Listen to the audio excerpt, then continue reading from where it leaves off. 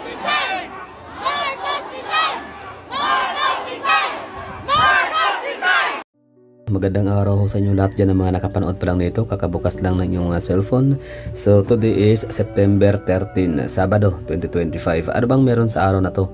Siyempre magkakaroon ho ng People Power 3, no? So kumbaga parang big event ho ito. Kasi nga ang venue nito ay sa May Idsa Shrine. So ngayon, bali isa-shoutout ko, pinapanawagan or ako'y nananawagan sa mga kababayan ho natin dyan na nakatira sa Kamaynilaan, no?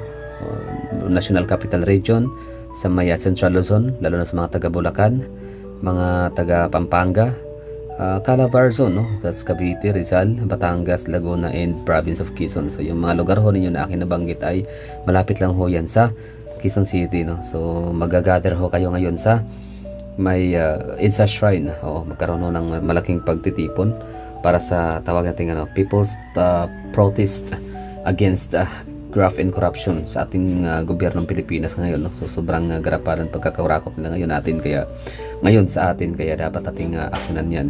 Kami mga taga Davao, so far wala pa ho kaming hindi namin afford na pumunta agad ng Maynila, no? Kumbaga mahal ang ticket sa eroplano, kaya siguro dito lang kami sa Davao, no? Tingnan natin kung anong ganap din dito mamaya pag may araw na, kasi ako yung nagre-record ho nito ay alas 3 no, ng madaling araw. So baka mamaya gigising ho tayo na, lalabas ho tayo ng bahay at tingnan natin yung mga pangunahing kalsada, lansangan ho natin sa Davao City, at nang magkaroon tayo ng update. Pero yun na nga, kung ikaw ay hindi taga Davao City, ibig ko sabihin pag ikaw ay taga Manila, Calabar Zone, central part of Luzon, so kung talagang mahal mo ang iyong bayang Pilipinas, kung talagang ikay mayroong concern pag-aalala sa iyong mga future generations, sa iyong mga anak-anakan, kaapu-apuhan, then it's all about time, no, para gumawa ng magandang bagay, no?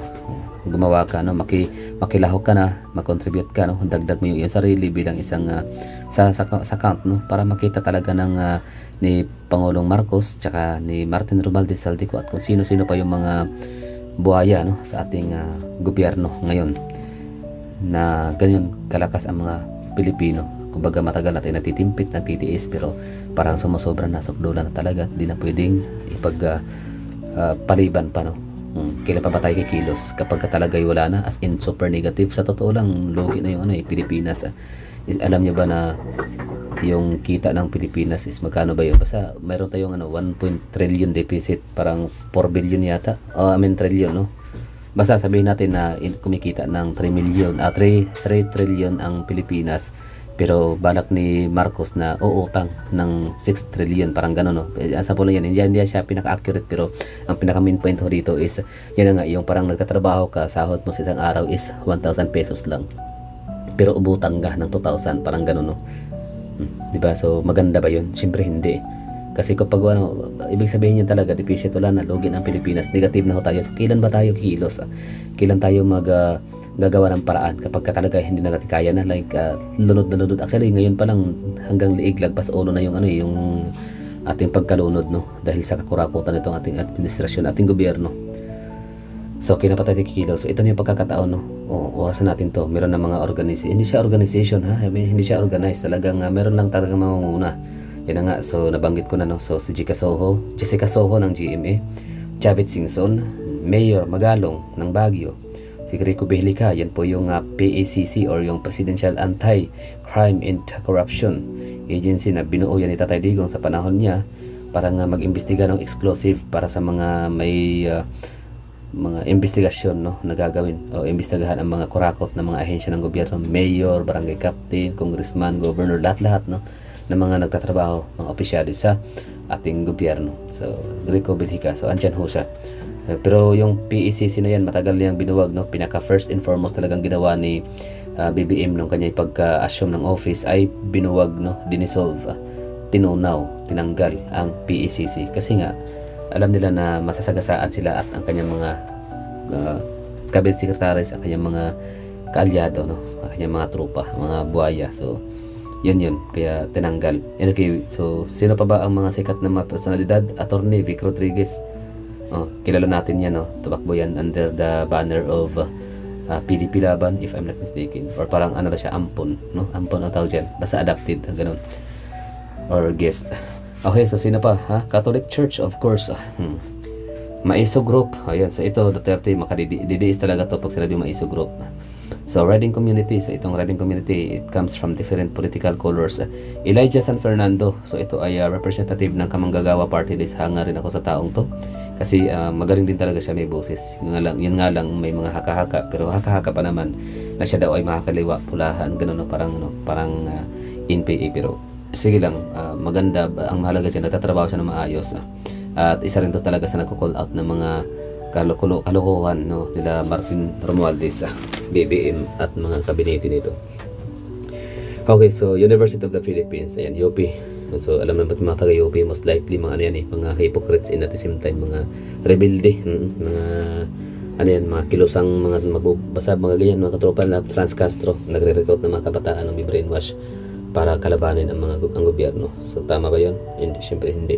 Pero this time magsasama-sama, no, with kahit anong kulay. So 'yun, maraming mga yun ang mga kilalang grupo na makikita natin ngayon, mamaya. Hindi ko na alam yung pinaka-eksaktong oras, basta kay September 13, Sabado 2025 sa may Isa Shrine, ang pinaka-main venue. Sana maglalakad kayo hanggang diretsong Malacanang. Puntahan niyo yung palasyo at doon yung sana dalawa, no, maghahati-hati. Maraming puntahan. Ang bahay ni Martin Romualdez at saka ni number 42 and number 41. Number 42 daw kay Martin Romualdez sa Forbes Park. Yan, basahin niyo yung post ni Congress Miao Kiko Barsaga. Yung Gen Z, yung batang 26 years old na congressman, pero talagang napakatapang niya at kinaulaak niya talaga, no. Hindi, walang kaabog-abog na pinagmi-mention talaga ang sila BBM, sila Romualdez, Saldico at iba pa. So nasa daw, number 42. Number 42 ang bahay ni Martin Romualdez sa Forbes Park sa may Makati City. Tapos number 41 naman kay BBM. Di ako sure, basta magkatabi lang. Pakipunta na lang doon for verification sa post ni Congressman Kiko Barsaga para sa pinaka-exact na information. Basta magkatabi lang yung dalawang yan. Kaya pala sanggang dikit, hindi matanggal-tanggal ni BBM itong si kanyang pinsan, si Martin Romualdez, no? Kasi nga pala talaga sanggang dikit, no? So ibig sabihin may mga sekreto talaga yung mga yan. May mga kalokohan tong pinagagawa si BBM na may alam itong si Martin Romualdez. Kaya kumbaga hawak sa liig ni Martin Romualdez itong si BBM, di ba? So kaya ganyan na lang siya ka-powerful, untouchable talaga. Tapos yun, tatlo, puntahan nyo, no? Punta kayo sa Malacanang, punta kayo sa Forbes Park kasi andyan nga lang mga bahay na ninirahan yung mga kurakot.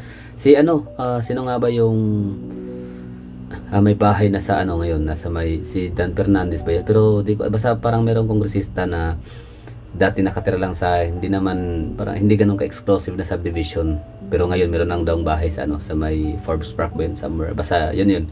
So ang Forbes Park ay lugar daw, no, ng mga magnanakaw. Hindi man lahat man nakatira sa magnanakaw kasi may mga tycoon, business tycoon at the same time mga celebrity, just like Lucy Torres and Richard Gomez, may bahay sila dyan. Manny Pacquiao, of course, hindi naman sila mga kurakot, no? So namimigay pa nga pera yan si Manny Pacquiao. So hindi lahat, pero mostly sa mga magnanakaw ng mga politicians ay andyan sa Forbes Park nakatira. Forbes Park. So sana tatlo yung pupuntahan ninyo mga rallyista. Punta kayo ng ng House of Representative. Although wala namang office ngayon, no, since Saturday, so wala doon. So Malacanang yung possible, di ba? Pag sinabing Malacanang, doon naman talaga nakatira yung Pangulo. So Sunday, kahit weekends, so andyan sila siguro, pamilya nila. So yun, Forbes Park. So good luck, no. So ito'y para sa atin, ito yung pagkakataon natin para maitama natin yung mga pagkakamali natin na naghalan ng mga tarantadong mga politician. Di ba? Ganun talaga, no, pas-is-pas. Ibig ko sabihin, it's about time to move on, pero hirap ang move on na tayo nalulunod sa baha. Nauubusan tayo ng mga opportunity dahil nga imbis na yung pera na pinangnanakaw ng mga congressman, pinaghati-hatian na trilyones, di sana yun na yung para sa hospital, di ba? Para sa mga, basta lahat hindi na pwedeng hindi na natin pwedeng isa-isahin dyan kasi sobrang dami.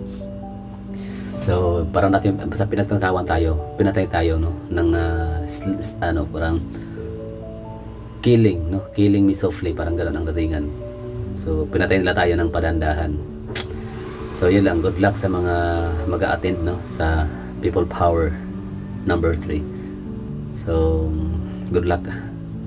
We are not Filipino for nothing.